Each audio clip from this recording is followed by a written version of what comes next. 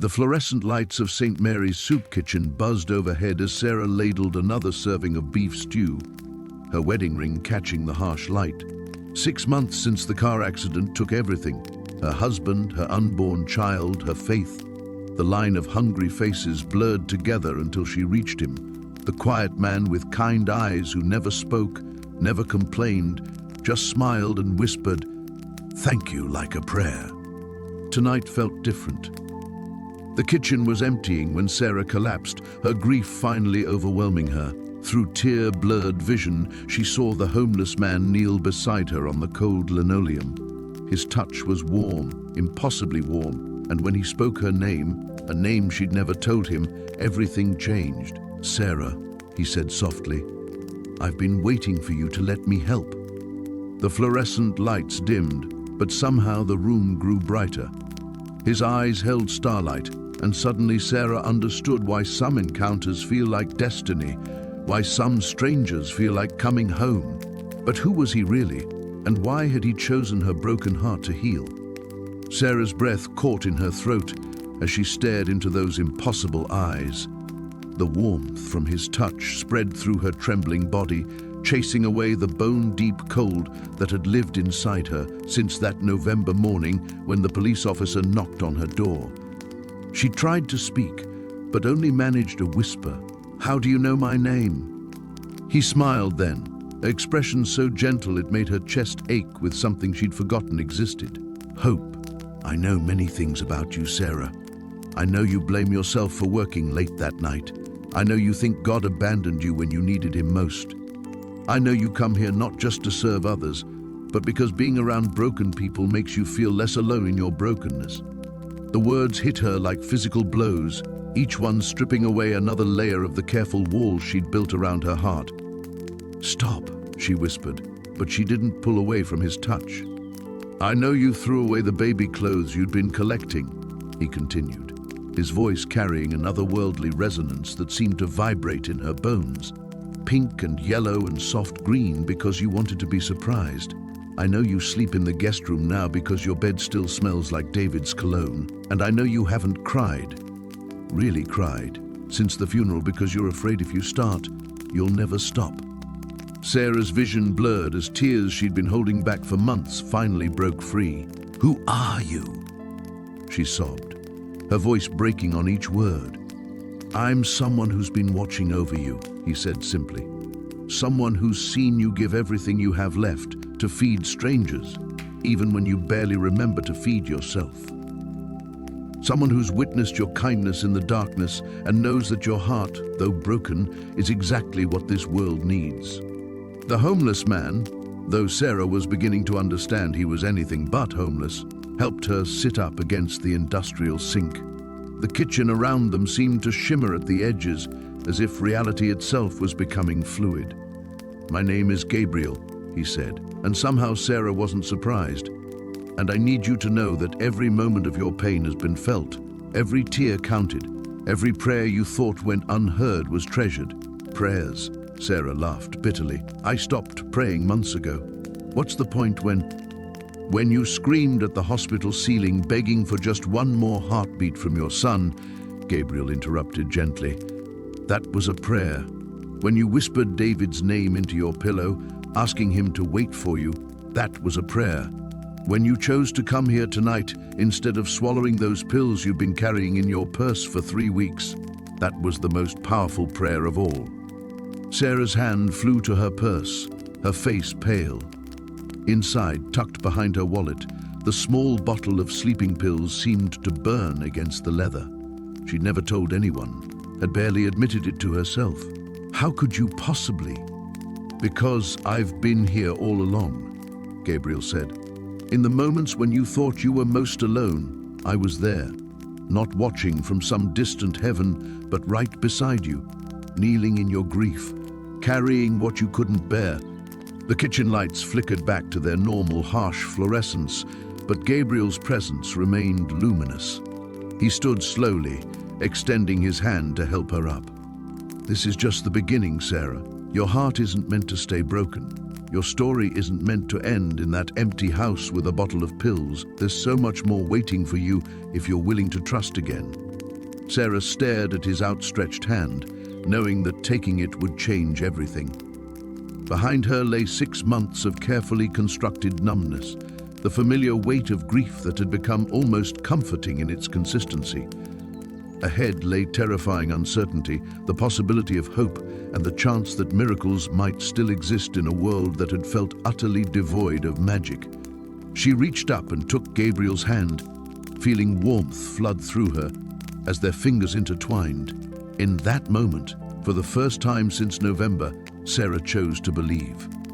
The soup kitchen at St. Mary's smelled of industrial disinfectant and overcooked vegetables, but Maya had grown to find comfort in the familiar chaos. She ladled steaming portions of beef stew into worn plastic bowls, offering each person a smile that felt more genuine than any expression she'd managed in months.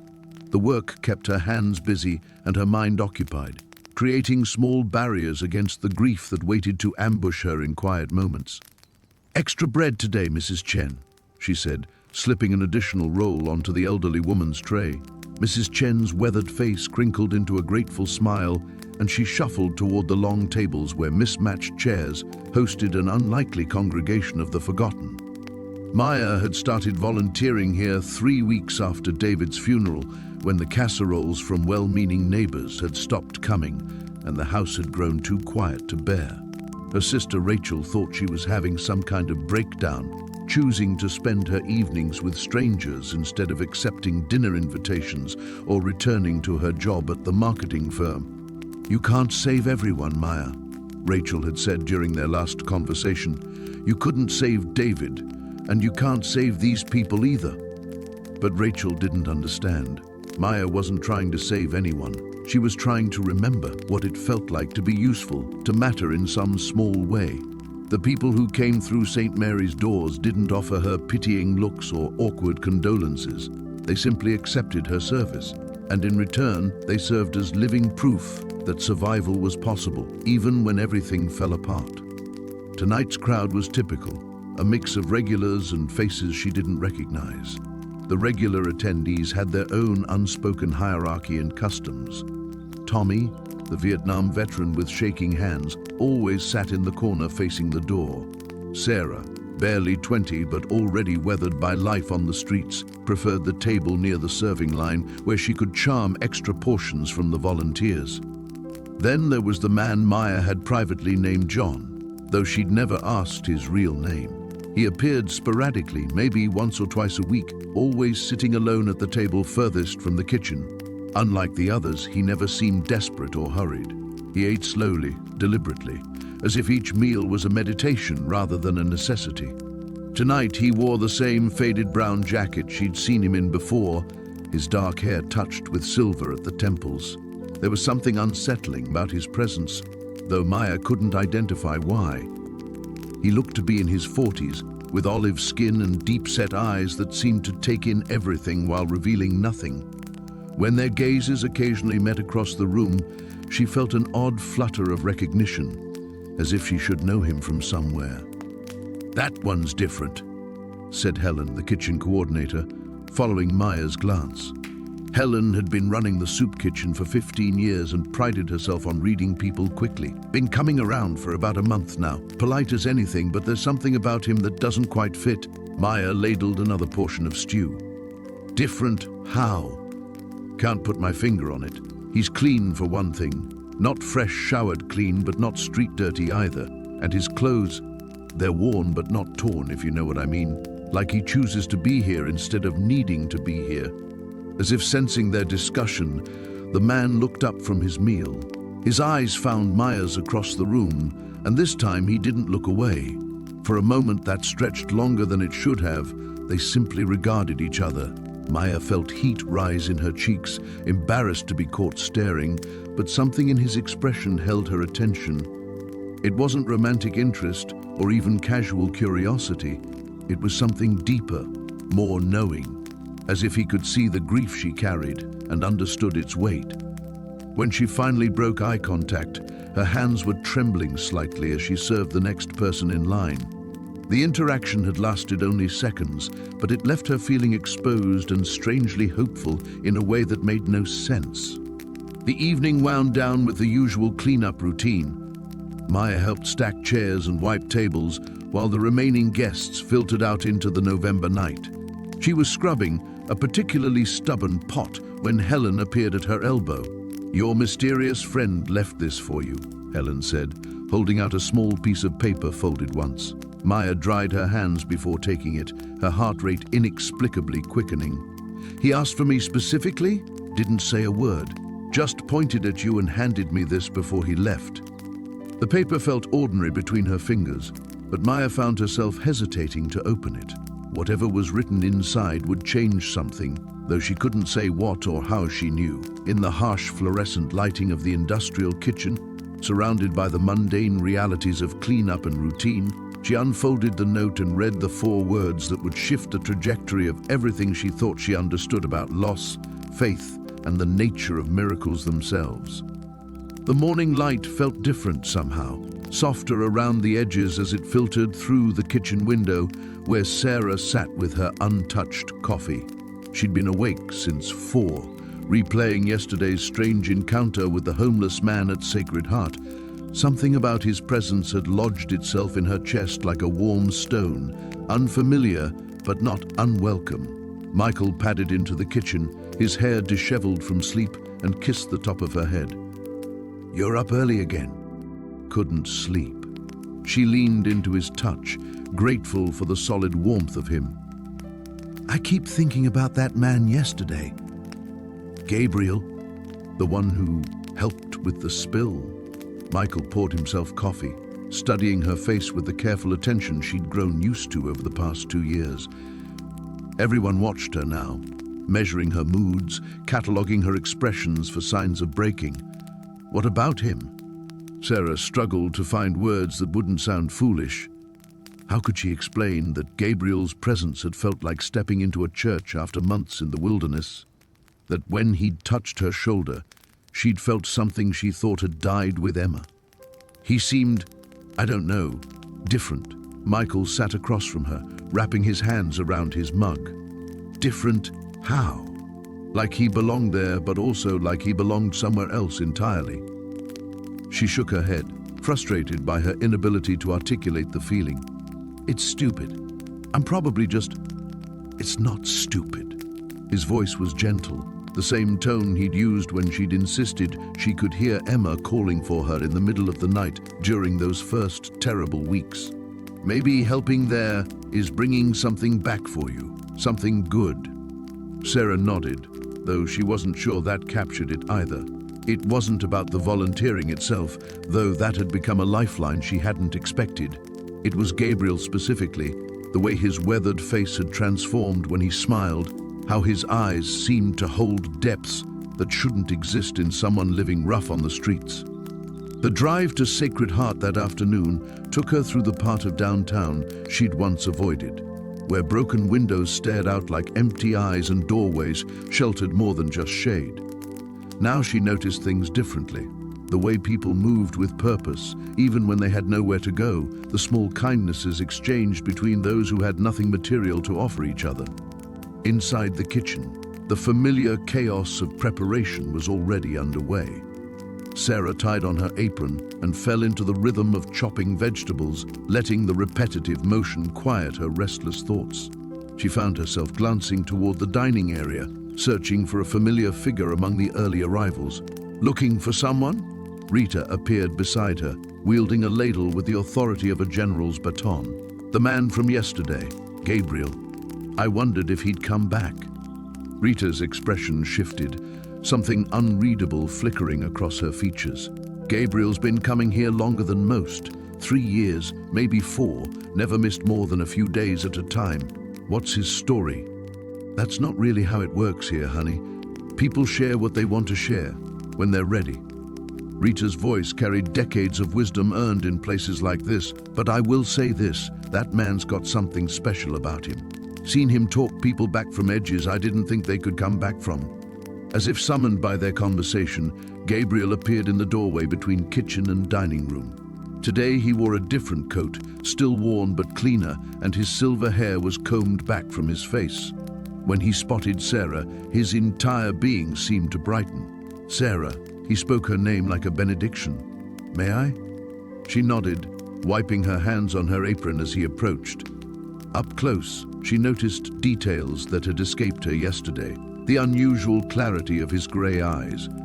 The way he moved with fluid grace despite his apparent age. How his presence seemed to create a pocket of calm in the surrounding bustle. I wanted to thank you, he said, his voice carrying that same musical quality she remembered. Thank me? I should be thanking you. You helped clean up my mess.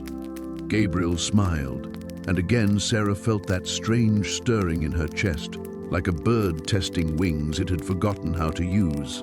Not for that. For seeing me. The words hit her with unexpected force. She understood suddenly and completely what he meant. In this place where society's forgotten gathered for warmth and sustenance, being truly seen was perhaps the rarest gift of all. I lost someone, she found herself saying, the words emerging without conscious decision. My daughter, 2 years ago. Gabriel's expression didn't change, but something in his eyes deepened, as if he was receiving more than just information. Emma. Sarah's breath caught. She was certain she hadn't mentioned Emma's name yesterday, not to Gabriel or anyone else in his presence. How did you? Grief has its own language, he said softly, and love leaves echoes that some of us can hear. Before she could respond, Rita called for help with the soup kettles, and the moment fractured into ordinary demands. But as Gabriel moved away to take his usual seat, Sarah felt the warm stone in her chest pulse with something that might have been hope. The morning fog clung to the city streets like a shroud, muffling the sounds of early commuters as Sarah walked towards St. Mary's. Her conversation with Thomas the night before had left her restless, tossing in bed until dawn broke through her apartment windows. She'd replayed his words over and over, searching for some logical explanation for the comfort she'd felt in his presence, the way her grief seemed to lighten when he spoke. Faith isn't about having all the answers, he'd said, but Sarah had built her life on answers, on concrete plans and measurable outcomes. Even her marriage to David had followed a careful timeline. College sweethearts, graduation, engagement, wedding, house, and then the trying. 2 years of hope and disappointment before the doctors delivered their verdict with clinical precision. The soup kitchen was already bustling when she arrived, volunteers preparing for the lunch service. Sister Margaret looked up from counting donations, her weathered face creasing into a smile. You're early today, dear. Couldn't sleep, Sarah admitted, tying her apron around her waist. Sister, can I ask you something? The man who comes in sometimes, Thomas, how long has he been coming here? Sister Margaret paused, her hands stilling on the canned goods. Thomas? Oh, he's been around for... Well, it feels like he's always been here in a way. Why do you ask? Just curious. He seems different from the others. We're all different, Sarah, and we're all the same. The nun's eyes held a knowing glint. Some people carry light with them, don't they? You can see it if you look closely enough. Before Sarah could ask what she meant, the doors opened and the first wave of people began filing in. The usual faces appeared. Mrs. Chen with her shopping cart full of belongings, the young veteran who never spoke but always nodded his thanks, the family with 3 small children who came in every Tuesday like clockwork. But Thomas wasn't among them. Sarah found herself watching the door between serving portions, ladling soup and slicing bread while scanning for his familiar figure. An hour passed, then 2. The lunch rush began to thin and still no sign of him. Looking for someone? Sarah turned to find James, a regular volunteer, restacking empty trays beside her. The older gentleman with the grey beard? Thomas? James frowned. Can't say I know anyone by that name. What's he look like? Tall, kind eyes, always wears this old brown coat. Sarah's voice trailed off as James shook his head. Doesn't ring a bell, and I've been volunteering here for 3 years. You sure about the name? A chill ran down Sarah's spine. She excused herself and found Sister Margaret in the kitchen, supervising the cleanup. Sister, James says he doesn't know Thomas, but you just mentioned him. The older woman turned, her expression thoughtful. Did I? Sometimes I think I know so many people. The faces blur together. She studied Sarah's face carefully. But if he's important to you, perhaps that's what matters. That evening, Sarah found herself walking the streets near the shelter, searching. She told herself it was ridiculous. The city was huge and homeless people moved around constantly. But something pulled her forward, past the usual corners where people gathered, through the maze of alleys behind the financial district. She found him sitting on a bench in a small pocket park she'd never noticed before, despite walking these streets for months. He looked up as she approached, unsurprised, as if he'd been waiting. "I looked for you today," she said, settling beside him on the bench. "I was around." His voice carried that same gentle authority that had calmed her the night before. "Sometimes we see what we need to see when we need to see it. That's not really an answer, isn't it?" Thomas turned to face her fully. "Sarah, you came looking for me because you're starting to understand something. You felt it last night, didn't you? The possibility that there's more to this world than what you can measure and control." The fog was lifting, revealing the first stars in the darkening sky. Sarah watched them appear one by one, pinpricks of light in the vast darkness. "I used to believe," she whispered. "When I was little, I believed in everything, guardian angels, miracles, happy endings. But life has a way of wearing that down. Life has a way of testing it," Thomas corrected gently. "Faith isn't a feeling, Sarah. It's a choice you make every day, especially when the evidence suggests otherwise." A warm breeze stirred the air around them, carrying the scent of jasmine from somewhere nearby. Sarah closed her eyes and for just a moment let herself imagine that Thomas was right, that she wasn't alone in her grief, that somewhere in the vast machinery of the universe there was still room for grace. When she opened her eyes, Thomas was watching her with infinite patience. "Tomorrow," he said softly, "pay attention to the small things. Sometimes the biggest miracles come in the smallest packages." The rain had stopped by the time Elena reached St. Mary's, but the pavement still glistened under the streetlights like scattered diamonds. She pulled her jacket tighter as she approached the community center's back entrance, her breath forming small clouds in the crisp October air. Thursday evening prep had become her anchor, the one constant in a life that felt increasingly untethered. Inside, the familiar sounds of clanging pots and cheerful chatter greeted her. Margaret was already at the stove, stirring a massive pot of vegetable soup, her grey hair escaping from its neat bun in wispy tendrils. "Elena, dear, perfect timing. Could you start on the bread station? We're expecting a bigger crowd tonight with this weather." Elena nodded, grateful for the routine. As she arranged loaves and began slicing, her mind wandered to the strange encounter from earlier in the week. Thomas hadn't returned since Monday, and his absence felt more pronounced than it should have.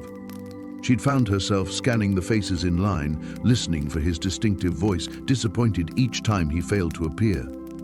"You seem distracted tonight," observed Father Martinez, appearing beside her with an armload of paper plates. His kind eyes crinkled with concern. "Everything all right?" "Just thinking about someone," Elena replied, not quite ready to articulate the complexity of her thoughts about Thomas. "One of our regulars hasn't been in. Thomas Hartwell, older gentleman, always impeccably polite." Father Martinez paused, a flicker of something crossing his features.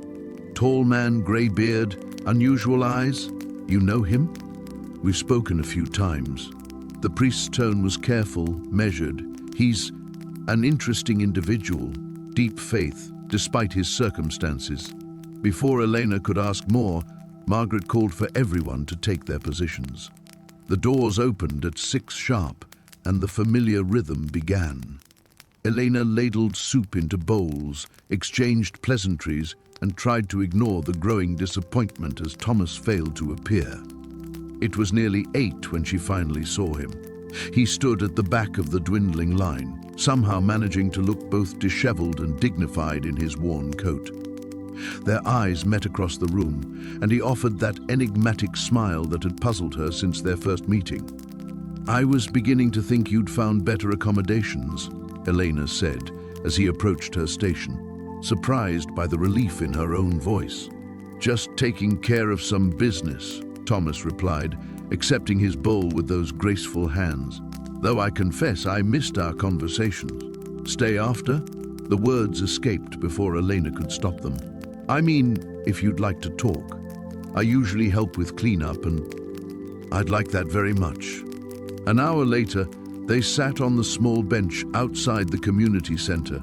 The night air was crisp but not uncomfortable, and the earlier crowd had dispersed into the city's shadows. Thomas seemed more relaxed here in the quiet, less guarded somehow. "You mentioned the other day that you come here because you need to," Elena began, studying his profile in the amber streetlight. "What did you mean?" Thomas was quiet for a long moment, his hands clasped loosely in his lap. "Everyone needs purpose, Elena. Some find it in careers, families, ambitions. Others," he paused, choosing his words carefully, "others find it in service, in being present when presence matters most. That sounds almost like a calling." "Perhaps it is." His grey eyes found hers, and for a moment, Elena felt that same unsettling sensation she'd experienced during their first real conversation, as if he could see straight through to her soul. "What about you? What brought you to this place?" The question she'd been dreading, yet somehow knew was coming. Elena looked down at her hands, still slightly damp from washing dishes. "Grief, if I'm honest. My husband died 8 months ago, and I needed to feel useful again, to matter to someone. David was a fortunate man." Elena's head snapped up. "I never told you his name."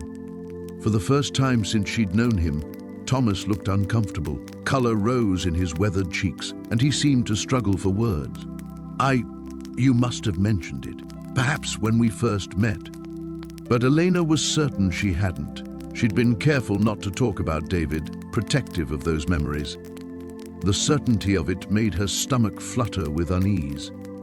"I should go," Thomas said suddenly, rising from the bench. "It's getting late, and you shouldn't be walking to your car alone at this hour." "Thomas, wait." But he was already moving away, his long strides carrying him toward the intersection. Elena watched until he disappeared around the corner, her mind spinning with questions that seemed to multiply rather than resolve. As she walked to her car, Elena couldn't shake the feeling that something significant had just shifted between them. The comfortable mystery of Thomas had taken on a sharper edge, one that both frightened and intrigued her in equal measure. The morning brought news that shattered what remained of Sarah's carefully constructed world. She stared at the phone in her trembling hand, Dr. Martinez's words echoing in her mind like a death knell. The experimental treatment had failed. 6 months, maybe less. She set the phone down with mechanical precision and walked to the kitchen window, watching the rain streak down the glass in jagged lines. Behind her, coffee grew cold in the pot, the morning routine abandoned mid-motion when the call had come. Everything felt suspended, as if the world had paused to accommodate this new, devastating reality. The knock at her door came 3 hours later, soft but persistent. Sarah hadn't moved from the window, hadn't changed from her pajamas, hadn't done anything except exist in the space between before and after. She almost didn't answer, but something made her feet carry her across the living room. Gabriel stood on her doorstep, somehow both exactly as she expected and completely surprising. His homeless man's clothes were gone, replaced by simple dark jeans and a grey sweater that made his silver hair look intentional rather than neglected. But his eyes, those remained the same, ancient and knowing. "I heard," he said simply. "Heard what?" The words came out sharper than she intended. "That I'm dying? Join the club. Everyone dies eventually." He stepped inside without invitation, moving through her space as if he belonged there. "That you're afraid?" Sarah laughed, a sound edged with hysteria. "Afraid? I'm terrified. There's a difference." She closed the door and leaned against it, suddenly exhausted. "How did you even find me? I never gave you my address." "I know many things, Sarah. Your address is among the least significant." "Right, because you're an angel." She pushed off from the door, pacing now, energy born of desperation flooding her system. You know what? Fine. Let's say I believe you. Let's say angels are real and you're one of them. Where were you when Emma needed you?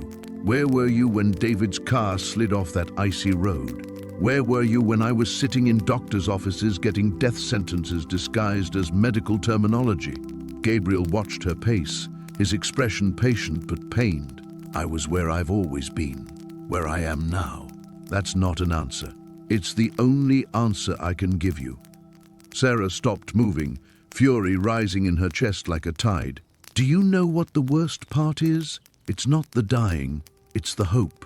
For a moment, when you said what you said at the soup kitchen, I actually thought, she pressed her hands to her face, God, I'm such a fool. Hope isn't foolish. Hope is cruel. Hope is what makes you believe in experimental treatments and second opinions and miracles that never come. She dropped her hands, meeting his gaze directly. Hope is what makes a grown woman think that maybe, just maybe, an angel appeared in her life to fix everything. Gabriel moved closer, his presence somehow both comforting and overwhelming. I didn't come to fix everything, Sarah. Some things can't be fixed, only accepted. Then what's the point? What's the point of angels or faith or any of it if you can't actually help? Who says I can't help? The question hung between them, loaded with possibility and danger in equal measure. Sarah searched his face for answers, for some hint of what he was offering. The treatment failed, she said quietly. Dr. Martinez was very clear. There are no more options. Doctors see with limited vision. They understand bodies, not souls. My soul won't keep my heart beating, won't it? Sarah felt something shift in the room, a change in the air pressure that made her skin tingle. Gabriel's eyes seemed to catch light that wasn't there, and for a moment she could have sworn she saw something else in his face, something vast and terrible and beautiful. What are you saying? I'm saying that faith and hope aren't the same thing. Hope looks to the future. Faith exists in the present moment, in the choice to believe that love transcends everything we think we understand about how the world works. That sounds like something you'd embroider on a pillow. Gabriel smiled, and the expression transformed his entire face. You're not ready yet, but you will be. Ready for what? To choose. Before she could ask what he meant, he was moving toward the door with that same fluid grace she'd noticed at the soup kitchen. He paused with his hand on the doorknob. The choice isn't whether to believe in miracles, Sarah. The choice is whether to believe in love. Everything else follows from there. Then he was gone, leaving Sarah alone with questions that felt too large for her small, rain-soaked apartment. Outside, the storm continued, but something had changed. The silence felt different now, not empty, but full of possibility. The morning after Samuel's disappearance, Clara found herself standing in front of the bathroom mirror, staring at a stranger's reflection. Dark circles shadowed her eyes, and her skin had taken on a pallor that reminded her uncomfortably of those final weeks with David. She pressed her palms against the cool porcelain sink, trying to ground herself in something real. The phone had been ringing all morning. Margaret from the soup kitchen wondering if she'd heard from Samuel. Detective Morrison with updates that weren't really updates. Even her sister calling from Portland, having somehow sensed something was wrong despite Clara's efforts to maintain their weekly check-ins with carefully crafted normalcy. She ignored them all. Instead, she found herself pulling on yesterday's clothes and walking the 6 blocks to Riverside Park, where Samuel often spent his afternoons. The October air bit at her cheeks, but she welcomed the sharp clarity it brought. The park was nearly empty, except for a few joggers and an elderly man feeding pigeons near the fountain. Clara approached the bench where she'd first seen Samuel reading his worn leather book. The metal was cold through her jeans as she sat down, scanning the sparse crowd for any sign of his familiar figure. A woman pushing a stroller smiled at her in passing, and Clara managed a weak nod in return, wondering if this stranger could see the desperation written across her face. You look like someone who's lost something important. The voice came from behind her, and Clara turned to find a young woman with paint-stained fingers and kind eyes. She was probably in her 20s, with the sort of effortless beauty that belonged in coffee shop windows and poetry readings. "I suppose I am," Clara admitted, surprised by her own honesty. The woman gestured to the empty space on the bench. "Mind if I sit? I'm Luna, by the way. I've seen you here before with the older gentleman. Samuel, right?" Clara's heart skipped. "You know him?" "Not well, but we've talked a few times. He has this way of appearing when you need him most." Luna settled beside her, pulling a sketchbook from her canvas bag. "He helped me through a rough patch last spring when my mom was dying. Never preached or offered empty platitudes, just listened." "When did you last see him?" Luna's brow furrowed in concentration. "Tuesday, maybe? He seemed different that day. More purposeful, if that makes sense. Like he was preparing for something." She glanced at Clara's expression and quickly added, "I'm sure he's fine. Samuel strikes me as someone who can take care of himself." But Clara wasn't sure of anything anymore. The strange conversation about angels, his uncanny ability to say exactly what she needed to hear, the way he'd vanished without a trace. It all felt like pieces of a puzzle she couldn't quite assemble. Luna opened her sketchbook, revealing page after page of detailed drawings. Park scenes mostly, but Clara's breath caught when she saw a familiar figure rendered in charcoal and careful shading. Samuel, sitting on this very bench, his face turned toward the sky with an expression of profound peace. "He's beautiful," Clara whispered, tracing the edge of the page with her finger.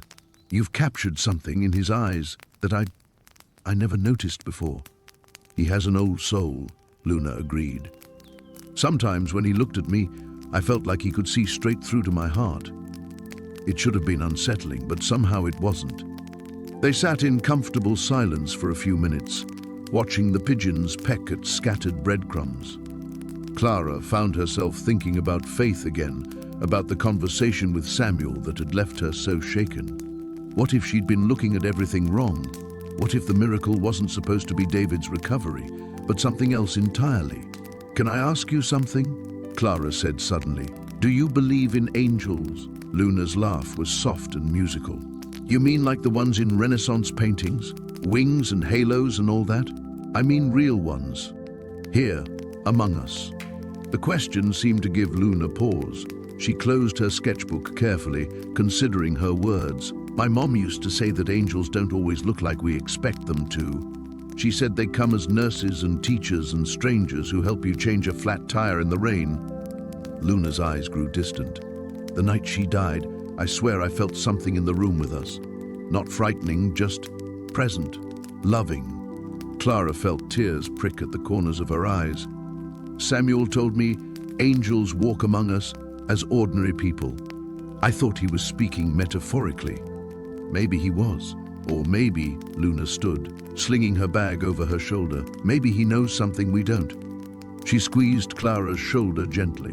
"Either way, I don't think you've lost him forever.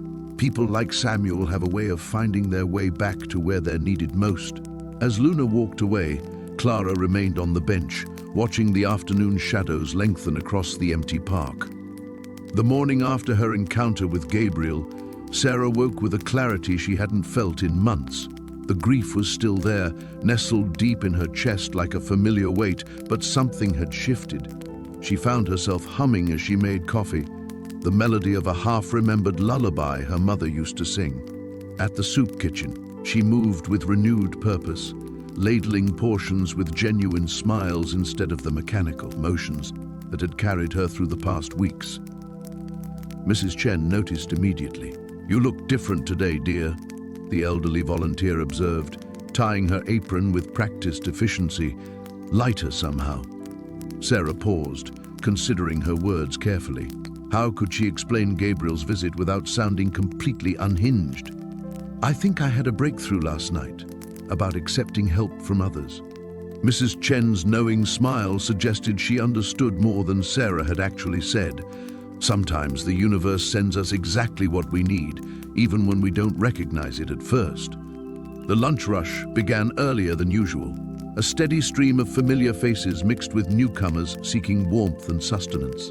Sarah scanned each person who entered, hoping to see Gabriel's gentle eyes and weathered hands, but he remained absent. Disappointment tugged at her, though she tried to push it aside. Around 2 o'clock, when the crowd had thinned to a manageable trickle, Detective Martinez appeared in the doorway.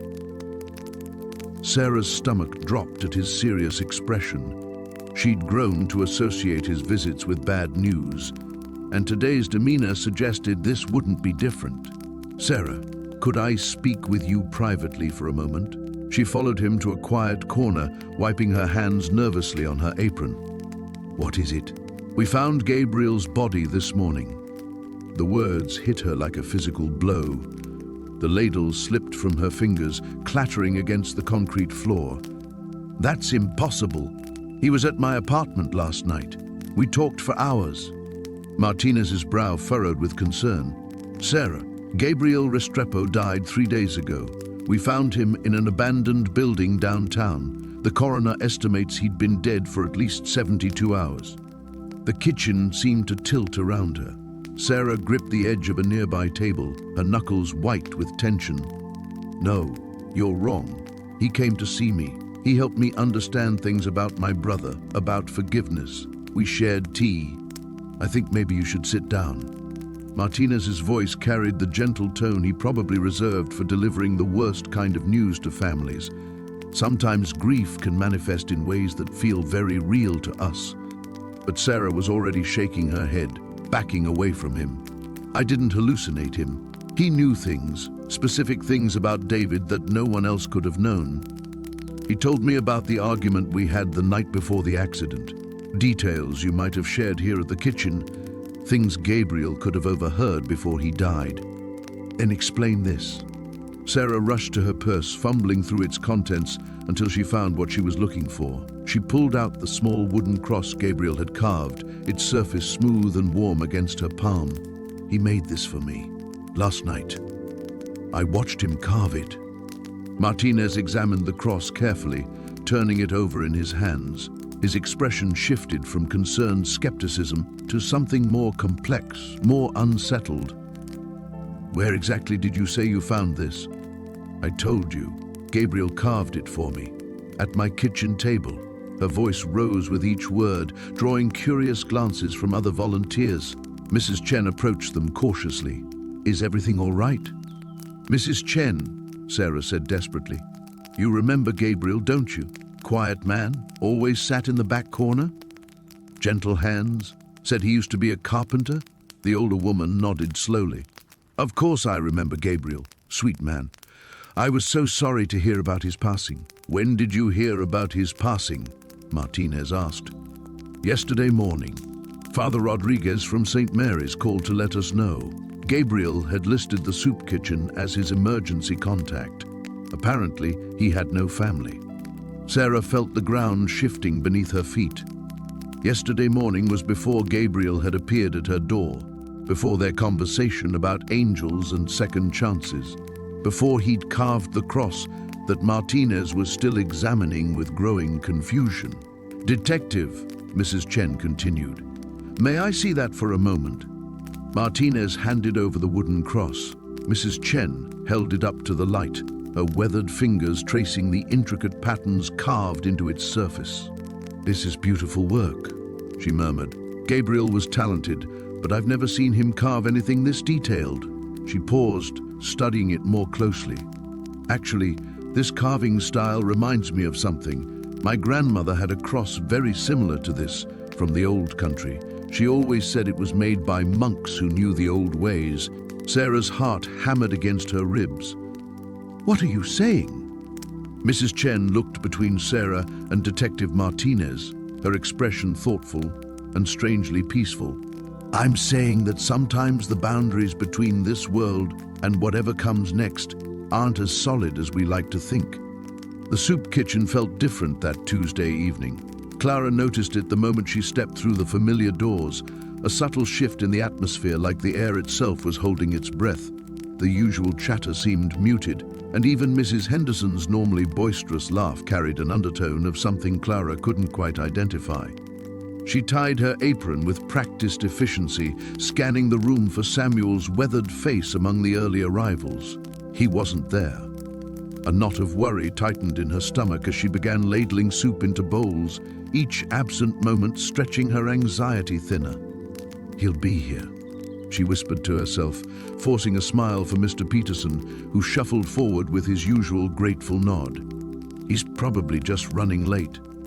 But as the evening wore on, and the line of hungry souls dwindled to its final few stragglers, Samuel's empty chair at table 3 seemed to mock her optimism. Clara found herself glancing toward the door every few seconds, willing his familiar silhouette to appear against the darkening street beyond. "You seem distracted tonight," Mrs. Henderson observed, appearing beside her with a knowing look. "Waiting for someone special?" Clara's cheeks flushed. There's a regular who hasn't shown up. Samuel.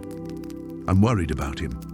The quiet man with the silver beard, sits by himself, always says thank you like he means it." Mrs. Henderson's expression softened. "I know the one. You've grown quite fond of him, haven't you?" The simple question unleashed a flood of emotions Clara had been trying to suppress. In the weeks since their first real conversation, Samuel had become something she couldn't quite name. Not quite a friend, not quite a confidant, but someone whose presence had begun to feel essential in ways that frightened her. "He listens," Clara said finally. "Really listens. And when he talks—" She paused, struggling to articulate the inexplicable comfort she found in his words. "It's like he sees things the rest of us miss." Mrs. Henderson studied her with eyes that held decades of wisdom. "Some people have that gift, the ability to carry light into dark places." She squeezed Clara's shoulder gently. "Why don't you take a walk? Check the usual spots where the homeless gather. Sometimes our regulars just need a little extra care." The October air bit at Clara's cheeks as she stepped outside, autumn's chill carrying the scent of dying leaves and distant wood smoke. She pulled her coat tighter and began walking toward the cluster of abandoned buildings where she'd seen other soup kitchen regulars take shelter. Her footsteps echoed against empty storefronts and boarded windows, each shadow potentially hiding Samuel's familiar form. She called his name softly, not wanting to startle anyone who might be sleeping rough in doorways or alcoves. "Samuel, are you out here?" A rustling sound from an alley between 2 derelict buildings made her heart leap. She hurried toward it, hope and fear warring in her chest. But instead of Samuel, she found a stray cat picking through an overturned trash can, its green eyes reflecting the distant streetlight like tiny mirrors. 3 blocks later, near the old railway bridge, she spotted a small encampment of cardboard shelters and shopping carts. A woman with graying hair looked up as Clara approached, her face wary but not unkind. "I'm looking for Samuel," Clara said, keeping her voice gentle. "Older man, silver beard, usually comes to the soup kitchen on Maple Street." Recognition flickered in the woman's eyes. "Haven't seen him for a couple days, but then Samuel comes and goes like the wind. Never stays in one place too long. Do you know where he might be?" The woman shrugged, but her expression held a hint of concern. "Could be anywhere. Sometimes he heads down to the river when he needs to think, or up to the old cathedral ruins on 5th Street. He likes quiet places." Clara thanked her and continued her search, each empty location adding weight to the growing dread in her stomach. The cathedral ruins stood like broken teeth against the night sky, their Gothic arches reaching towards stars that seemed unusually bright. She climbed the crumbling steps, calling Samuel's name into the shadows. Nothing. By the time she made it back to the soup kitchen, her hope had crystallized into genuine fear. Mrs. Henderson was stacking chairs, preparing to close for the evening. "Any luck?" the older woman asked, though Clara's expression had already provided the answer. "No sign of him anywhere." Clara's voice cracked slightly. "What if something's happened? What if he's hurt or sick or—" "Now don't go borrowing trouble," Mrs. Henderson said firmly. "Samuel strikes me as someone who can take care of himself. He'll turn up." But as Clara drove home through streets that suddenly felt too empty, too quiet, She couldn't shake the feeling that something fundamental had shifted. Samuel's absence wasn't just disappointing. It felt like a piece of her newly rebuilt world had simply vanished, leaving behind a void that seemed to echo with all her old fears about abandonment and loss. The winter storm hit without warning, turning the city into a maze of ice and shadows. Sarah pulled her coat tighter as she made her way to the soup kitchen, her breath forming crystalline clouds in the bitter air. The streets were nearly empty, but she knew those who needed warmth the most would still venture out into the night. She hadn't seen Marcus in 3 days. The thought gnawed at her as she unlocked the kitchen doors, flipping on lights that cast harsh fluorescent glare across empty tables. Usually, he was among the first to arrive, his weathered hands helping her arrange chairs and set out bowls. His absence felt like a wound that wouldn't heal. Maybe he found somewhere warm to stay, she whispered to herself. But the words felt hollow. Marcus wasn't the type to simply disappear.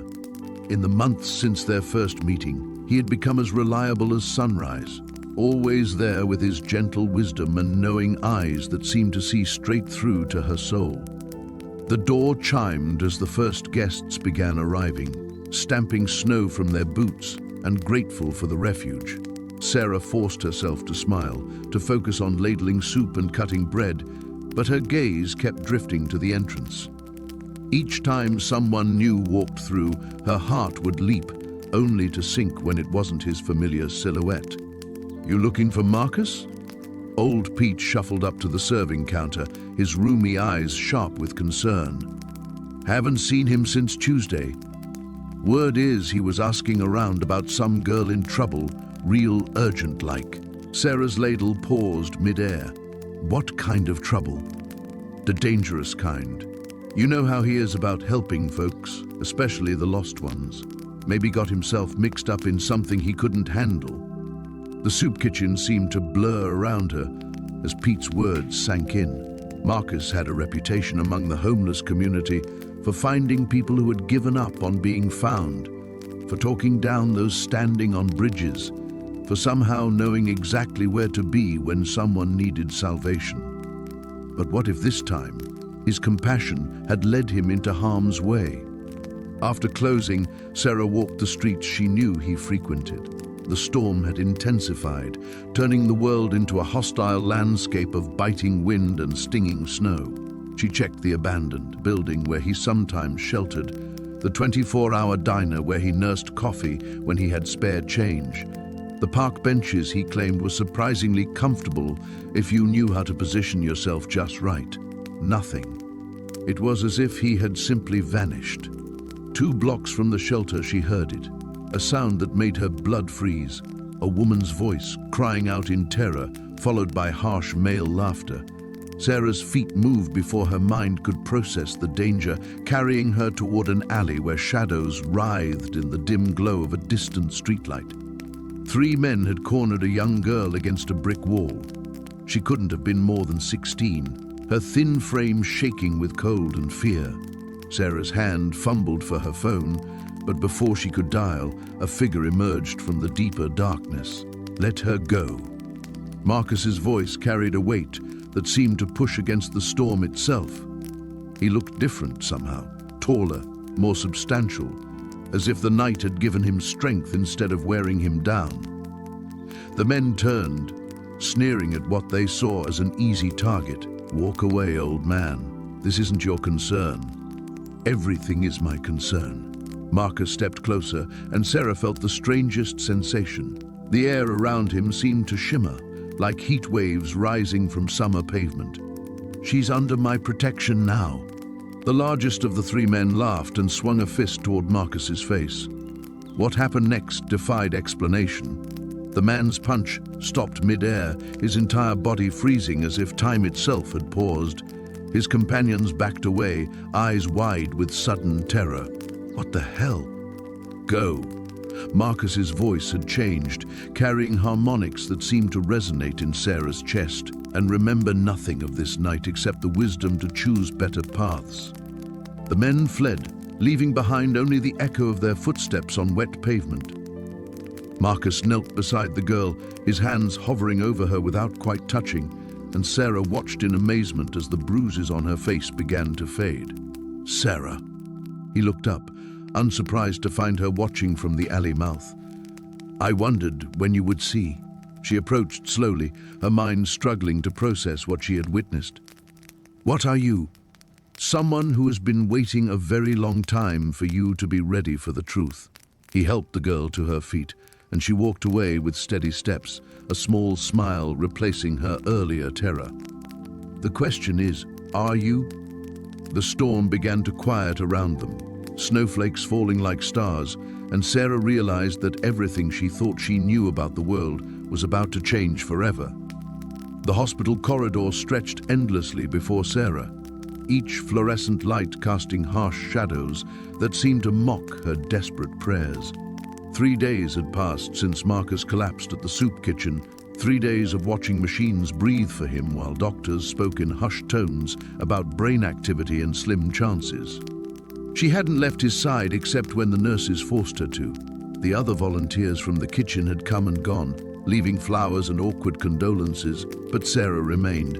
Something deep in her chest insisted that leaving meant giving up, and she'd done enough of that for one lifetime. "You should go home," Dr. Reeves said softly, appearing beside her chair for the 4th time that day. "Get some real sleep. We'll call if anything changes." Sarah shook her head, never taking her eyes off Marcus's still form. "He doesn't have anyone else." "What about you? Don't you have family who are worried?" The question hit harder than intended. Sarah's sister had called twice, leaving voicemails that grew increasingly concerned, but Sarah couldn't bring herself to return them. How could she explain that she was keeping vigil for a homeless man who might be an angel? That in the past few weeks, her entire understanding of faith and purpose had reshuffled itself around his quiet presence? "I'm exactly where I need to be," she said. Dr. Reeves lingered a moment longer before moving on to other patients, other crises. Sarah pulled her chair closer to the bed and took Marcus's hand in hers. His skin was warm, which felt like the only miracle she could count on anymore. "I've been thinking about what you said," she whispered, "about angels walking among us. I used to think that if they existed, they'd be obvious somehow, glowing or floating or at least wearing better clothes." A soft laugh escaped her throat.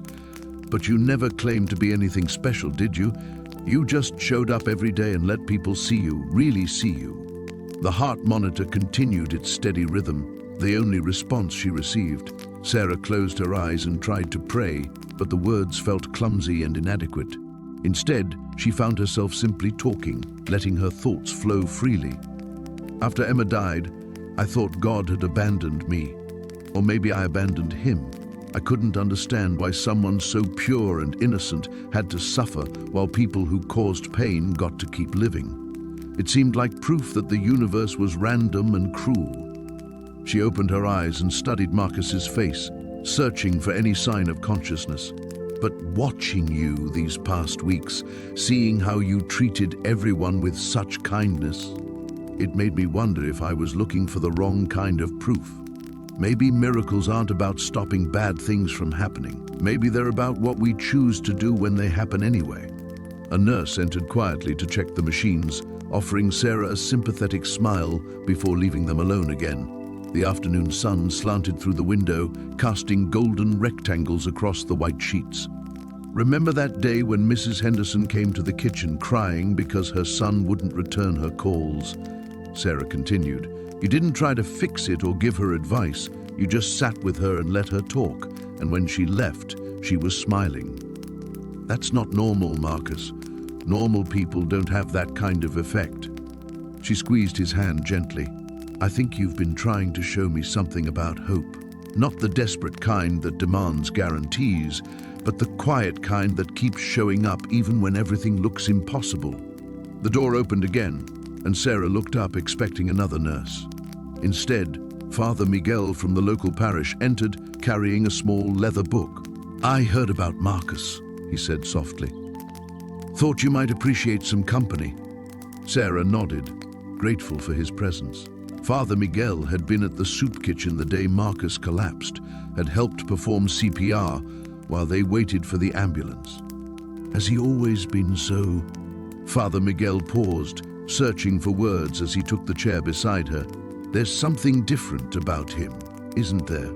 The way people respond to him. You feel it too. I've been a priest for 30 years, he said quietly. I've learned to recognize when I'm in the presence of something holy. It doesn't always look the way we expect. They sat in comfortable silence for several minutes, both watching the gentle rise and fall of Marcus's chest. Finally, Father Miguel opened his book. Would you mind if I read something? Sarah shook her head, and his voice filled the small room with words about faith and hope and love enduring all things. As he read, Sarah felt something shift inside her chest, a loosening of the grip fear had maintained for so long. When he finished, she realized she was crying, but for the first time in months, the tears felt like relief rather than despair. Whatever happens, Father Miguel said gently, you've found your way back to believing. I can see it in your face. The morning light filtered through the hospital's waiting room windows like a prayer made visible. Sarah had been sitting in the same plastic chair for 18 hours, her vigil interrupted only by nurses offering coffee she couldn't taste and updates that said nothing at all. Marcus remained in surgery, his body fighting to repair what the drunk driver had shattered. She pressed her palms against her tired eyes, trying to push away the cruel irony. After everything they'd been through, after finding each other again in their shared grief, after daring to hope for something beautiful, the universe seemed determined to strip away everything she loved. Sarah. The voice was gentle, familiar. She looked up to find Gabriel standing before her, but not the Gabriel she knew from the soup kitchen, gone with the threadbare clothes and weathered appearance. He wore simple jeans and a white shirt that seemed to hold its own light, and his presence filled the sterile waiting room with something that felt like home. I don't understand, she whispered, though part of her did. The part that had always known there was something different about him, something that defied explanation. Gabriel settled into the chair beside her, and she caught the scent of rain and starlight. You've been carrying so much pain, Sarah. Even before Emma, you were searching for something, some proof that love matters, that suffering has purpose. Tears she thought she'd exhausted found their way down her cheeks. Are you going to tell me this is all part of some grand plan? That Emma's death and now this, that it all means something? No. His answer surprised her. Some things just break. Cars crash, children get sick, hearts stop beating, the world is full of fractures that have nothing to do with divine will. Then what's the point? The words came out raw, broken. If you're what I think you are, if you're an angel, then why didn't you save her? Why aren't you in there right now healing Marcus? Gabriel was quiet for a long moment, watching the sunrise paint the windows gold. Do you know what I see when I look at you? Sarah shook her head. I see a woman who lost her daughter and chose to feed strangers. I see someone who found love again after her heart was destroyed. I see you sitting here, terrified and furious and still hoping. He turned to face her, and his eyes held depths like the night sky. That's the miracle, Sarah. Not divine intervention stopping every tragedy, but humans choosing light in the darkness anyway. I can't do this again, she said. I can't lose him too. You might. The honesty in his voice was both terrible and comforting. I can't promise you won't, but I can promise you're not alone in whatever comes. A doctor emerged from the surgical ward, still in scrubs, pulling off his surgical cap. Sarah's heart hammered against her ribs as he approached. Miss Chen? I'm Dr. Rodriguez. Mr. Williams is out of surgery. The words that followed came through a haze of relief and terror. Successful surgery, significant injuries but all repairable, long recovery ahead, stable condition. The medical terminology washed over her like a tide, and through it all, Gabriel's steady presence anchored her. When the doctor finished, Sarah found herself laughing and crying simultaneously, a sound like breaking glass and church bells. Can I see him? He's in recovery now, still sedated. Give us about an hour to get him settled in ICU, then you can visit briefly." After the doctor left, Sarah turned to Gabriel, but the chair beside her was empty. Panic fluttered in her chest until she spotted him by the windows, silhouetted against the morning light. "You're leaving," she said, joining him. "My work here is finished." "Your work?" Gabriel smiled, and for a moment she saw him as he truly was, not human, but something vast and luminous wearing human form like a carefully crafted disguise. Sometimes we're sent to save people, sometimes we're sent to heal them, but mostly we're sent to witness. Witness what? The way you love, despite loss. The way Marcus found hope in helping others after his wife died. The way both of you chose each other even when choosing anything felt impossible. He touched her shoulder gently. The way you'll choose to keep going, whatever comes next. Sarah felt something shift inside her chest, a settling like pieces finding their proper places. "Will I see you again? Look for me in every stranger you help, every kindness you show, every moment you choose hope over despair." Gabriel stepped back, and with each step, he seemed to become more translucent, more light than substance. "Take care of each other, Sarah. The world needs more love like yours." And then he was gone, leaving only the scent of rain and the absolute certainty that some angels walk among us wearing human faces, waiting for us to recognize the divine in the everyday act of refusing to surrender to darkness. The morning light filtered through the hospital's grimy windows as Sarah sat beside Marcus's bed, her hand wrapped around his weathered fingers. 3 days had passed since the accident, and the doctor's words still echoed in her mind like a funeral dirge. Massive internal bleeding, traumatic brain injury. They were doing everything they could, but she should prepare herself. She'd barely left his side, surviving on vending machine coffee and the sandwiches that Dolores from the soup kitchen brought by. The other volunteers had rallied around her, taking shifts so the kitchen could stay open, but Sarah couldn't bring herself to care about anything beyond the steady beep of Marcus's heart monitor. "You can't leave me," she whispered, brushing a strand of grey hair from his forehead. "Not when I'm just beginning to understand." The irony wasn't lost on her. She'd spent months helping Marcus, believing she was the one offering salvation to a broken man. Now she realized how completely backward she'd had it. He'd been the one saving her all along, pulling her from the depths of despair with his gentle wisdom and inexplicable ability to appear exactly when she needed him most. Dr. Reeves entered quietly, his expression carefully neutral. "Miss Chen, could I speak with you for a moment?" Sarah's heart clenched. She'd learned to read the subtle variations in the medical staff's faces. This wasn't good news. In the hallway, Dr. Reeves pulled out Marcus's chart, though he barely glanced at it. "I wanted to prepare you. His brain activity has decreased significantly over the last 12 hours. We're seeing signs that his body is beginning to shut down." The words hit her like physical blows. "How long?" "It's difficult to say. Could be hours, could be days. I'm sorry." Sarah nodded numbly and returned to Marcus's room. She pulled her chair closer to his bed and took his hand again, noticing how much colder it felt than before. "I keep thinking about that night," she said softly, "when I was standing on the bridge, ready to... You remember. You appeared out of nowhere like you always do, and you said something that's been haunting me ever since." She paused, watching his chest rise and fall with mechanical precision. "You said everyone has a purpose, even when they can't see it. Especially then. I thought you were talking about me, about finding meaning after losing Emma. But what if you were talking about yourself? What if your purpose was to save broken people like me, and now..." Her voice cracked. "Now that you've saved me, you're ready to go?" The heart monitor continued its steady rhythm, but she could swear she felt his fingers twitch slightly in her grasp.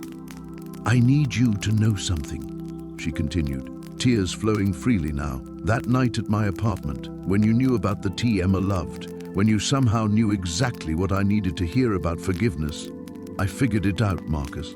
I know what you are." The words hung in the air like a prayer. "I don't know how it works, or why someone like me deserved this kind of grace. But I know you're not just some homeless man who happened into my life. Angels walk among us, don't they? disguised as ordinary people, showing up exactly when and where they're needed most. Outside, storm clouds were gathering, the same dark grey as the day she'd lost Emma. Sarah watched them through the window, remembering how that storm had felt like the end of everything. Now, facing another ending, she felt something different. Not acceptance exactly, but a strange sort of peace. "If you have to go," she whispered, "I understand. I won't ask you to stay for my sake, but I need you to know that you didn't fail. Whatever mission brought you to me, you succeeded. You saved my life in every way a person can be saved." She squeezed his hand tighter, feeling the faintest warmth still pulsing beneath his skin. "And I'm going to be okay. Not perfect, not completely healed, but okay. I'm going to keep working at the soup kitchen. I'm going to look for other people who need the kind of help you gave me. Maybe that's how this works. Maybe we're all supposed to pass it along." Thunder rumbled in the distance, but Sarah didn't flinch. She'd learned that storms eventually passed, that even the darkest nights gave way to morning light. Marcus had taught her that. As evening settled over the hospital, Sarah remained at his bedside, holding his hand and telling him stories about Emma, about the good memories she'd finally learned to cherish instead of fear. She spoke about her plans for the future, the small acts of kindness she wanted to perform in his honor. She didn't know if he could hear her, but somehow that didn't matter. The love was real, the gratitude was real, and maybe that was enough. The heart monitor's rhythm began to slow. The fluorescent lights of the hospital corridor buzzed overhead as Sarah sat in the uncomfortable plastic chair, her hands wrapped around a cup of coffee that had long since grown cold. 3 days had passed since Marcus collapsed at the soup kitchen, and the doctors still had no answers. His condition remained stable but mysterious. All his vital signs were normal, yet he wouldn't wake up. She'd barely left his side, catching fragments of sleep in the chair beside his bed. The nurses had grown accustomed to her presence, offering gentle smiles and extra blankets. They assumed she was family, and Sarah didn't correct them. In ways she was only beginning to understand, Marcus had become more important to her than most of her blood relatives. "You should go home," Dr. Rodriguez said, appearing beside her with the quiet efficiency that marked his rounds. "Get some real rest. We'll call if there's any change." Sarah shook her head. "I can't leave him alone." The doctor's expression softened. "He's not alone. The staff checks on him every hour, and that's not what I mean." Sarah's voice caught. "He has no one else. No family, no emergency contacts, just me." Dr. Rodriguez pulled up a chair beside her. "Tell me about him. What's his story?" For a moment, Sarah considered sharing everything. The impossible warmth that radiated from Marcus's touch, the way her grief had begun to heal in his presence, the growing certainty that he was something more than human. Instead, she chose simpler truths. He's kind, genuinely kind, in a way that's rare. He listens without judgment, helps without expecting anything in return. She paused, searching for words that wouldn't sound insane. "He's been my anchor these past few months." The doctor nodded thoughtfully. "Sometimes we meet people who change our perspective entirely. I've seen it happen. Patients who fight harder because of one special person. Families who find strength they didn't know they possessed." After he left, Sarah returned to Marcus's room. The machines monitoring his heart rate and breathing provided a steady rhythm in the quiet space. She pulled her chair closer to his bed and took his hand. Even unconscious, his skin carried that inexplicable warmth. "I don't know if you can hear me," she whispered, "but I need you to wake up. I know that's selfish. Maybe you're supposed to move on, help someone else who needs you, but I'm not ready to say goodbye." Her phone buzzed with a text from Elena. "Any change? The whole kitchen crew is asking about him." Sarah typed back, still the same. "Thanks for covering my shifts. Don't worry about that. Just focus on being there for him." The afternoon stretched into evening, and Sarah found herself talking to Marcus about everything and nothing. Her childhood, her marriage to David, her fears about the future. She'd never been someone who talked to herself or to unconscious people, but something about his presence made the words flow easily. "The strangest part," she said as the sun set outside his window, is that I'm not angry anymore. Not at God, not at the universe, not even at the drunk driver who killed David. I should be furious that you're lying here like this, but instead I feel peaceful, like this is part of something bigger that I'm supposed to trust. A soft knock interrupted her monologue. She turned to find a woman in her 60s standing in the doorway, silver hair pulled back in a neat bun, wearing a volunteer badge from the hospital. "Excuse me, dear. I hope I'm not intruding. I'm Margaret from Pastoral Care." The woman's voice carried the same quality of warmth that Sarah had come to associate with Marcus. "The nurses mentioned you've been keeping vigil here. I wanted to see if you needed anything, someone to talk to, perhaps." Sarah studied the woman's face. There was something familiar about her eyes, the way they seemed to hold depths of understanding that went beyond typical human experience. "Are you?" Sarah began, then stopped herself. How could she ask if someone was an angel? Margaret smiled knowingly and entered the room. "I'm a friend, like him." She moved to Marcus's other side and placed a gentle hand on his forehead. "He's not ill, you know. He's resting, gathering strength for what comes next." "What comes next?" "That depends partly on you," Margaret said, her gaze meeting Sarah's across the bed. "On whether you're ready to accept your role in this story." "I don't understand." "You will. Faith isn't about understanding everything at once. It's about trusting that the pieces will make sense when you need them to." Margaret squeezed Marcus's hand gently. "He chose well when he chose to help you. Your heart is exactly what this world needs more of." As quickly as she'd appeared, Margaret was gone, leaving only the faint scent of jasmine and the growing certainty in Sarah's chest that everything was about to change. The hospital corridor stretched endlessly before Sarah, its fluorescent lights casting everything in harsh, unforgiving clarity. She'd been here for 6 hours, ever since the call came through. Marcus had collapsed at the shelter during dinner service, his frail body finally succumbing to whatever had been eating away at him for weeks. Dr. Patel emerged from the room, her expression carefully neutral. "Miss Chen, we need to talk." Sarah's hands trembled as she followed the doctor to a small consultation room. Through the window, she could see the city lights twinkling like fallen stars, oblivious to the drama unfolding within these sterile walls.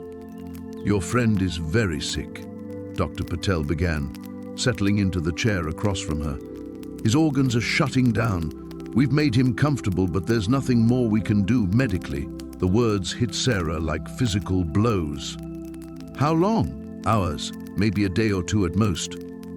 The doctor's voice was gentle but firm. "I'm sorry. Is there family we should contact?" Sarah shook her head, her throat too tight to speak. Marcus had no one except her, just as she'd had no one except him when her world had crumbled. The symmetry was cruel. She found him propped up in the hospital bed, looking smaller somehow, as if the illness was erasing him piece by piece. His eyes were closed, but when she pulled the chair closer, they fluttered open. "Sarah," his voice was barely a whisper. "You came." "Of course I came." She took his weathered hand in hers, startled by how cold it felt. "I'm not going anywhere." Marcus smiled, that same enigmatic expression she'd seen countless times over the past months. "You know, don't you? You've always known." Sarah's heart hammered against her ribs. She'd suspected, felt it in her bones during those moments when Marcus seemed to see straight through to her soul, when his presence brought her a peace she couldn't explain. But suspecting and knowing were different creatures entirely. "I don't understand what you're asking me."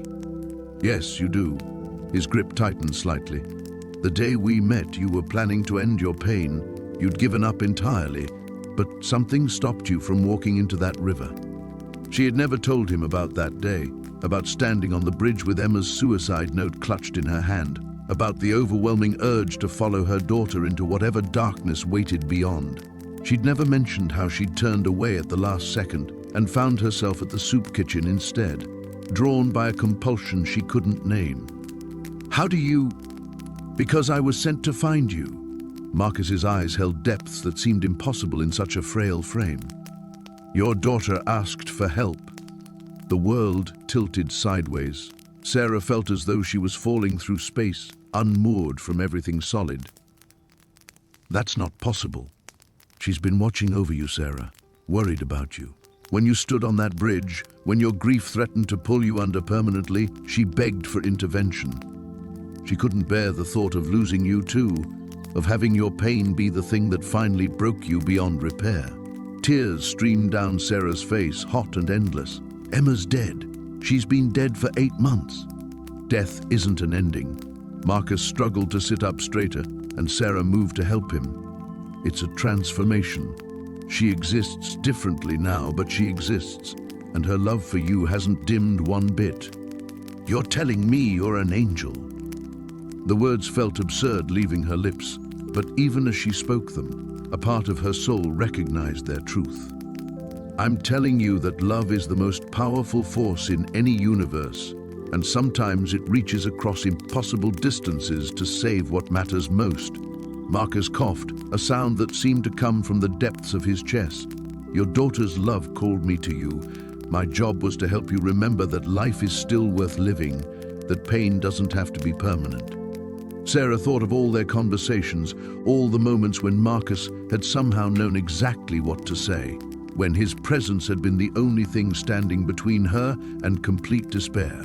She thought of the gradual healing that had taken place over months of serving others, of how purpose had slowly returned to her days. But now you're dying. This body is dying, Marcus corrected. My work here is finished. You're going to be okay, Sarah. You're going to live and love and find meaning again. You're going to help other people the way you've been helped. The machines around them beeped steadily, marking time like a metronome. Outside, dawn was beginning to creep across the sky, painting the clouds in shades of gold and pink. I'm not ready to lose you too. Marcus squeezed her hand one final time. You're not losing anyone. We're all connected, Sarah.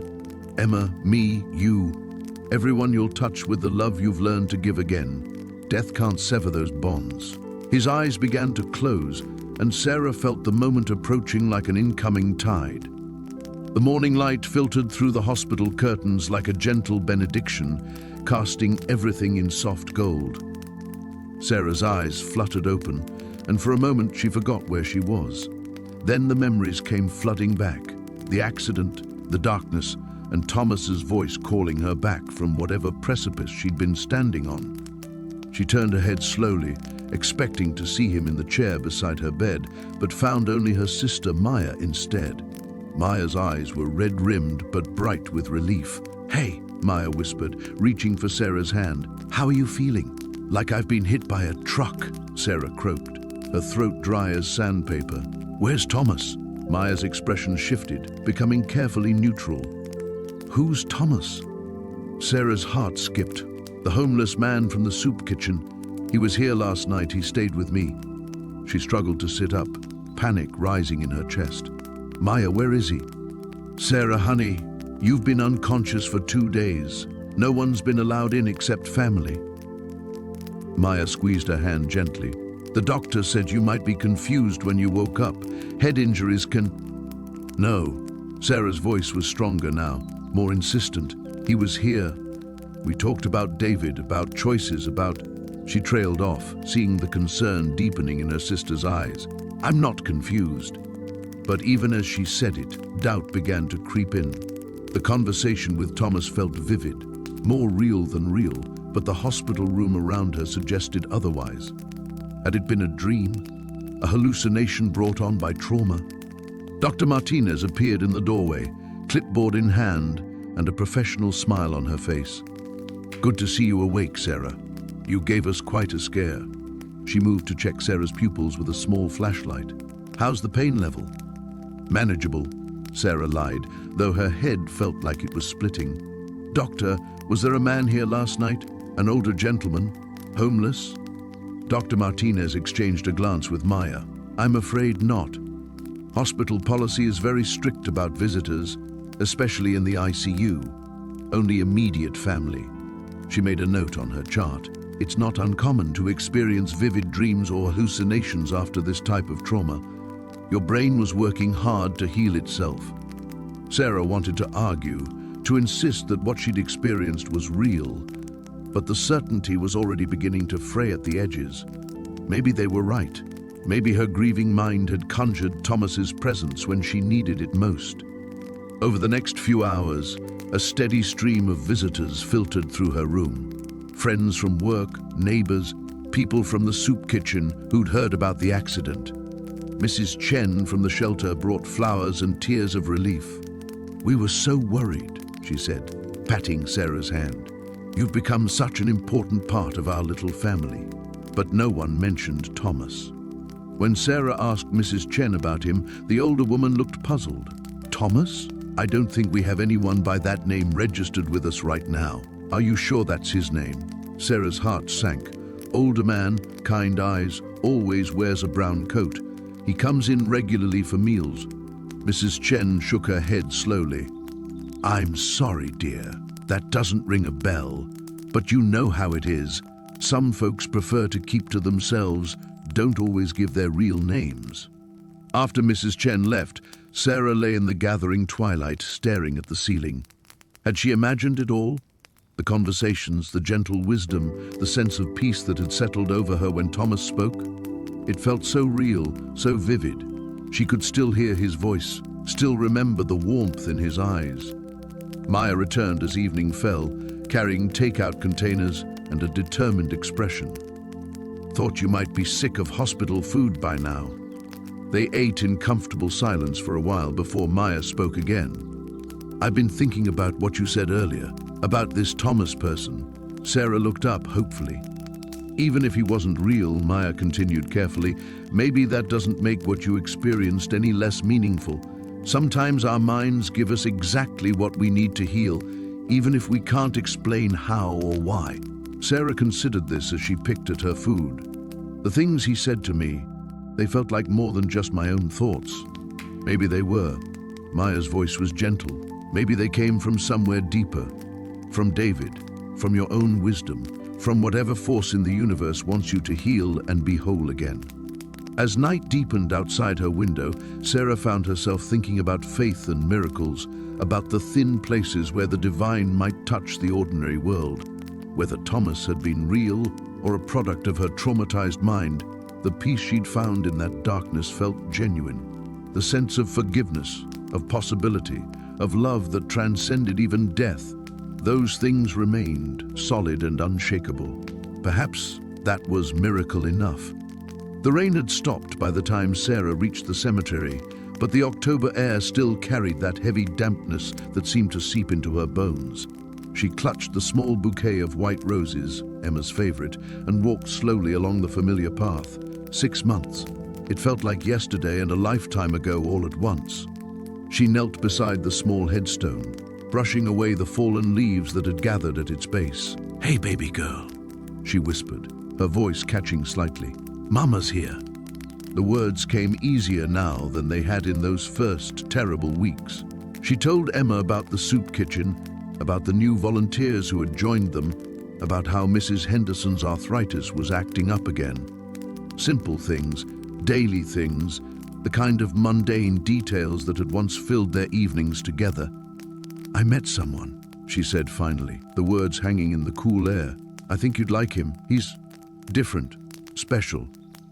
She paused, remembering Gabriel's gentle smile, the way his presence seemed to quiet the storm that had raged inside her for so long. "I was so angry, Em, so lost, but he helped me find my way back." A gentle breeze stirred the roses, and Sarah could have sworn she felt a warmth brush against her cheek. She closed her eyes, allowing herself to imagine it was Emma's small hand, the way she used to reach up to touch Sarah's face when she was upset. "I love you so much," she whispered. "I always will." The drive back to the soup kitchen passed in a blur of autumn colors. Sarah had promised Gabriel she'd help with the dinner service, though part of her wondered if he'd even be there. Their conversation the night before had left her with more questions than answers, but also with something she hadn't felt in months: hope. She found him in the kitchen, sleeves rolled up, stirring a massive pot of what smelled like his incredible vegetable stew. The sight of him, so solid and present and real, made her heart skip. "How did it go?" he asked softly, looking up from his work. Somehow, without her having to say anything, he knew where she'd been. Better than usual, she admitted, tying on her apron. It felt peaceful. He nodded, understanding in a way that went beyond words. They worked in comfortable silence for a while, falling into the rhythm they'd developed over the past weeks. Sarah found herself stealing glances at him, noting the careful way he handled the food, the genuine warmth in his interactions with the other volunteers. "Gabriel," she said during a quiet moment, "last night, when you said you were here to help me heal, what did you mean exactly?" He set down his ladle, turning to face her fully. For a moment, something flickered across his features, an expression almost too bright to look at directly. Then it settled back into his familiar, gentle smile.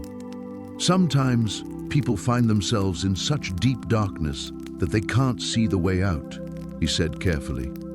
"When that happens, they need someone to walk alongside them, to remind them that light still exists. And that's what you do? Help people find the light?" "It's what I've always done," he said. And there was something in his voice, a weight that spoke of centuries rather than years. "Though I've never encountered someone quite like you, Sarah. Your capacity for love, even in the face of such loss, it's extraordinary." The dinner service began before she could ask more questions, and soon they were swept up in the familiar chaos of serving meals and offering comfort to those who needed it most. Sarah watched Gabriel move through the crowd, noting how he seemed to know exactly what each person needed. A kind word for the veteran who struggled with nightmares, a gentle touch for the elderly woman who rarely spoke, patient attention for the young man who couldn't stop talking about his dreams of getting clean. It was during the cleanup that Mrs. Patterson, one of their regular guests, approached Sarah with tears in her eyes. "I wanted to thank you," the older woman said, gripping Sarah's hands. "That friend of yours, Gabriel, he helped me get into a program. I start on Monday. After 3 years on the streets, I'm going home." Sarah's breath caught. "That's wonderful, Mrs. Patterson. I'm so happy for you." "He said you were the one who gave him the idea," Mrs. Patterson continued. "Said you saw something in me worth saving." As the woman walked away, Sarah turned to find Gabriel watching her with an expression she couldn't quite read. Pride, maybe, or something deeper. "You did that?" she asked. "We did that," he corrected gently. "Your compassion opens doors, Sarah. It always has. You just forgot for a while." Standing there in the empty kitchen, surrounded by the evidence of another evening spent feeding both bodies and souls, Sarah felt something shift inside her chest. The grief was still there. It always would be. But alongside it, something new was growing. Something that felt suspiciously like faith. The morning light filtered through the kitchen window as Sarah stirred honey into her tea, watching the golden swirls dissolve into amber clarity. 3 months had passed since that impossible night when Marcus had saved Elena, since the moment her understanding of the world had cracked open like an egg to reveal something infinitely more beautiful and mysterious inside. Elena sat at the table, carefully coloring within the lines of a butterfly's wings, her tongue poking out in concentration. The child who had been taken from them and returned bore no memory of her ordeal, only an inexplicable fondness for drawing angels with kind eyes and weathered faces that looked remarkably like Marcus. "Mama, can we go see him today?" Elena asked without looking up from her artwork. She never had to specify who him was anymore. Sarah smiled, running her fingers through her daughter's silky hair. "After lunch, sweetheart. He's probably still sleeping." They'd found Marcus an apartment 6 weeks ago, a modest one-bedroom place 4 blocks from the shelter where Sarah still volunteered. He'd protested at first, insisting he was meant to wander, that his kind weren't meant for permanence. But Sarah had worn him down with a persistence that surprised them both, and Elena's innocent question of "don't angels need somewhere to hang their wings?" had sealed the deal. The truth was, Sarah needed him close, not just for what he was, but for who he'd become to them. Family in a way that transcended blood or divine purpose. He was Elena's unlikely guardian angel who taught her chess and told her stories about stars. He was Sarah's anchor, the steady presence that had helped her rebuild not just her faith, but her capacity for hope. Her phone buzzed with a text from her sister. "Coffee later? Want to hear about this guy I'm seeing?" Sarah typed back a quick yes, marveling at how normal life could feel even when you carried the secret of angels in your pocket like a precious stone. The grief counseling group still met every Tuesday. Sarah still attended, but now she listened differently, hearing the pain that brought people to those folding chairs while also sensing the quiet moments of grace that flickered between the words. Last week, she'd watched a newcomer, a young father whose son had drowned, break down completely, and she'd seen something shift in the room. The way hands reached out, voices grew gentler, hearts opened wider. Maybe that was what miracles really looked like, not divine intervention from above, but humanity remembering how to catch each other when they fell. "I'm done," Elena announced, holding up her picture. The butterfly's wings were a riot of purple and gold, and perched on a nearby flower was a small figure with outstretched arms. "It's beautiful, baby. Should we take it to Marcus?" Elena nodded enthusiastically, already scrambling down from her chair. They walked hand in hand through the familiar neighborhood, past Mrs. Chen's garden where the first spring flowers were pushing through the soil, past the coffee shop where Sarah had learned to smile at strangers again. The homeless shelter bustled with its usual afternoon energy, and Sarah waved to familiar faces, people whose stories she now knew, whose struggles had become part of her expanding definition of purpose. Marcus answered his door with paint-stained fingers and a bemused expression. He'd taken up watercolors, another sign of his growing attachment to this earthly existence. "We brought you something," Elena announced, thrusting her artwork toward him with the solemnity of a sacred offering. Marcus accepted the drawing with the reverence it deserved, studying it carefully. "This is magnificent, little star. Should I hang it next to the others?" Sarah looked around his sparse apartment, walls now decorated entirely with Elena's artwork. For a being who claimed to exist outside of time and earthly attachments, he'd certainly made exceptions. "I had the strangest dream last night," Marcus said softly, settling into his second-hand armchair while Elena immediately claimed his lap. "I dreamed I was being called away, reassigned to another place, another purpose." Sarah's heart clenched, but Marcus continued with a slight smile. "And in the dream, I told them I wasn't finished here yet, that my current assignment was ongoing." "What did they say?" Sarah asked, though she wasn't sure she wanted to know. Marcus's smile widened, and for just a moment, that otherworldly light flickered behind his eyes. "They said that love had always been the highest calling, and perhaps I was exactly where I needed to be." Elena looked up at him with the unwavering trust that only children possessed. "You're not going anywhere, right, Marcus?" "Not anywhere, little star, not anywhere at all." As evening settled around them, Sarah realized that miracles weren't always about dramatic rescues or divine interventions. Sometimes they were as simple as choosing to stay, choosing to love, choosing to believe that broken things could be made whole again.